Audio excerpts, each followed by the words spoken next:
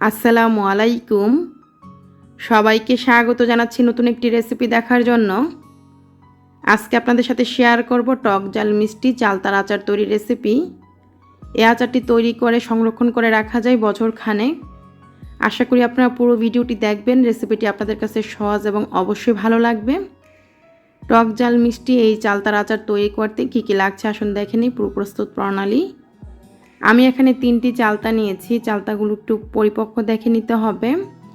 তো এই চালতাগুলোকে আমি টুকরো করে নিচ্ছি। যেহেতু ছুরির সাহায্যে টুকরো করছি একটু কষ্ট হবে। এইভাবে আমি টুকরো করে নেওয়ার পর এখন এই চালতার যে খোসাটা ফেলে দিব। আর বটির সাহায্যে টুকরো করলে কিন্তু খুব সুবিধা হয়। তো আমি ছুরির সাহায্যে টুকরোগুলো করব। তারপর আমি এইভাবে খোসাটা ছাড়িয়ে নিচ্ছি। উপরের খোসাটা ছাড়িয়ে নিলে হবে, ভিতরের যে একটা খোসা থাকে শক্ত এটা ফেলে দেওয়ার কোনো দরকার নেই। তো এইভাবে আমি খোসাটা ছাড়িয়ে তারপর টুকরোগুলো করে নিব। আর এই টুকরোগুলো আমি একটু বড় বড় করেই মোটা করেই টুকরো করে নিব। এইভাবে সবগুলো পার্ট খুলে নিতে হবে। তারপর খোসা ছাড়িয়ে টুকরোগুলো করে নিচ্ছি। তো এইভাবে সবগুলো আমি টুকরো করে নিব। তারপর ভালো করে 3 থেকে 4 বার ধুয়ে নিব চালতার টুকরোগুলোকে। ধুয়ে নেওয়ার পর একটা বড় হাঁড়িতে আমি চালতার টুকরোগুলো নিয়ে নিয়েছি। আর টুকরোগুলো ঠিক এই সাইজের করে নিয়েছি। তারপর আমি এখানে যেন পানি এরকম ডুবো থাকে দিয়ে দিচ্ছি। চালতার টুকরোগুলো যেন একদম পানিতে ডুবো থাকে এর পরিমাণে পানি দিয়ে তারপর আমি এই হাঁড়িটাকে চুলায় বসিয়ে দিচ্ছি। চুলার আঁচটা ফুল আঁচে রেখে অপেক্ষা করছি পানিটা ফুটে আসা পর্যন্ত। কিছুক্ষণ পর যখন ফুটে এসেছে চুলার আঁচটা আমি এখন মিডিয়াম আঁচে করে দিয়ে অপেক্ষা করছি চালতাগুলো একদম সিদ্ধ হয়ে যাওয়া পর্যন্ত।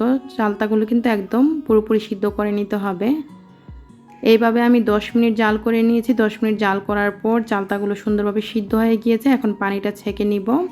তারপর আচার তৈরি করার জন্য আমি চুলায় একটা প্যান বসিয়ে দিয়েছি। প্যানটা গরম হয়ে যাওয়ার পর এখানে আমি 250 গ্রাম সরিষার তেল দিয়ে দিলাম। তেলটা ভালো করে গরম হয়ে যাওয়ার পর 1 চা চামচ পাঁচফোড়ন, 2টি তেজপাতা 2 টুকরো করে দিয়ে দিলাম। পাঁচফোড়ন এবং তেজপাতাটাকে একটু ভেজে নিচ্ছি।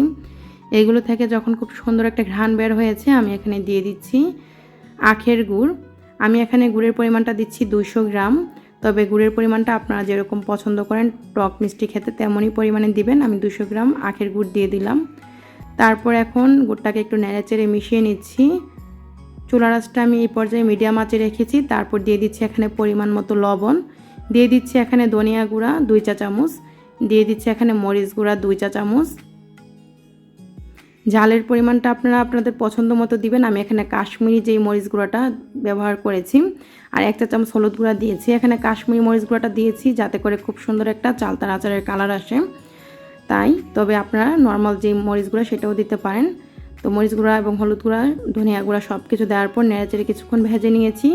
তারপর দিয়ে দিচ্ছি এখানে চালতার টুকরোগুলো, সিদ্ধ করা চালতার টুকরোগুলো দিয়ে দেওয়ার পর সব কিছু একত্রে নেড়েচেড়ে মিশিয়ে নিচ্ছি। চুলার আঁচটা আমি মিডিয়াম আঁচে রেখেছি যাতে করে মশলাগুলো পুড়ে না যায়। তো সব কিছু একত্রে নেড়েচেড়ে মিশিয়ে নিচ্ছি। আর যেহেতু এখানে কাশ্মীরি মরিচ গুঁড়াটা ব্যবহার করেছি খুব সুন্দর একটা কালার আসবে। এই যে দেখুন, তো নেড়েচেড়ে সব কিছু উল্টিয়ে পাল্টিয়ে আমি ভালো করে মিশিয়ে নিচ্ছি। তারপর আমি এখন দিয়ে দিব এখানে সিরকা বা ভিনেগার আর সিরকা একই জিনিস। এই ভিনেগারটা দেওয়ার কারণে অনেক দিন পর্যন্ত এই আচারটা ভালো থাকবে, বছরখানেক ভালো থাকে এই ভিনেগার দেওয়ার কারণে। আমি এখানে দিয়েছি 4 টেবিল চামচ ভিনেগার। তো ভিনেগারটা দেওয়ার পর নেড়েচেড়ে মিশিয়ে নিচ্ছি। চুলার আঁচটা এখন আমি ফুল আঁচে রেখেছি। প্রায় 10 মিনিট পর এই যে দেখুন, যেহেতু ভিনেগারটা আমি আগে দিয়েছি চালতাগুলো একটু সিদ্ধ আমি তো আগে থেকে সিদ্ধ করে নিয়েছি, এখন আরও বেশি নরম হয়ে যাবে। আর এখানে আমি দিয়ে দিচ্ছি 7-8টি শুকনা মরিচ হালকা ভেজে তেল ছাড়া হালকা তেলে নিয়েছি। তারপর আধা ভাঙা করে গুঁড়া করে দিয়ে দিলাম। দিয়ে দিচ্ছি এখানে আচারের মশলা। কীভাবে আচারের মশলা তৈরি করতে হয় আপনাদের সাথে রেসিপি শেয়ার করেছি, লিঙ্ক ডেসক্রিপশন বক্সে দেওয়া থাকবে। আমি এখানে 2 টেবিল চামচ আচারের মশলা দিয়েছি। আচারের মশলা এবং শুকনা মরিচ ভাজা গুঁড়া করা নেওয়া আমি দিয়ে নেড়েচেড়ে মিশিয়ে নিয়েছি।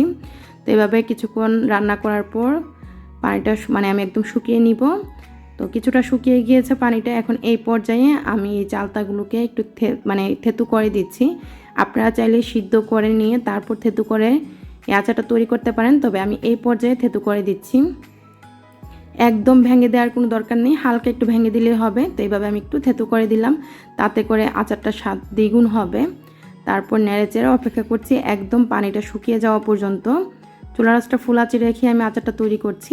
আর এখানে আমি দিয়ে দিলাম বিট লবণ। বিট লবণ দিলে আচারের স্বাদ দ্বিগুণ হয়। তো বিট লবণ এখানে আমি দিয়ে দিলাম আধা চা চামচ। তো দেওয়ার পর আবারও কিছুক্ষণ আচারটা তৈরি করে নিচ্ছি চুলার আঁচটা ফুল আঁচে রেখে। প্রায় 5 মিনিট নেড়ে চেড়ে নেওয়ার পর এই যে দেখুন পানিটা কিন্তু একদমই শুকিয়ে গিয়েছে আর আমাদের এখানে আচারটা তৈরি। আমি এখন চুলা থেকে নামিয়ে একটা বাটিতে মানে রেখে দিচ্ছি যাতে করে ঠান্ডা হয়ে যায়। একদম ঠান্ডা হয়ে যাওয়ার পর কাচের বয়ামে রেখে সংরক্ষণ করব। ঠান্ডা হয়ে যাওয়ার পর যে কোনো কাচের বয়ামে সংরক্ষণ করে রাখা যায়, প্রায় মাসখানিক ভালো থাকে নর্মাল অবস্থায়। যদি ফ্রিজের নর্মাল চেম্বারে রেখে দিই তাহলে 1 বছর পর্যন্ত ভালো থাকে এই চালতার আচারটা। তো খুব সহজে আপনাদের সাথে এই চালতার আচারের রেসিপিটি শেয়ার করেছি। আপনারা চাইলে কিন্তু ফ্রিজের নর্মাল চেম্বারে রেখে 1 বছর পর্যন্ত এই আচারটা রাখতে পারেন। আর নর্মালে রাখলে 5-6 মাসও ভালো থাকে যদি মাঝে মধ্যে রোদ দেওয়া হয় আর তেলের পরিমাণটা বাড়িয়ে দেওয়া হয়। আশা করি রেসিপিটি আপনাদের কাছে সহজ এবং ভালো লেগেছে। যদি রেসিপিটি ভালো লাগে লাইক শেয়ার দিতে ভুলবেন না। রেসিপি সম্পর্কে প্রশ্ন থাকলে অবশ্যই কমেন্ট করবেন। আজকের এই রেসিপিটি দেখার জন্য আপনাদের সবাইকে অসংখ্য ধন্যবাদ। সবাই ভালো থাকবেন, আমার জন্য দোয়া করবেন। আল্লাহ হাফেজ।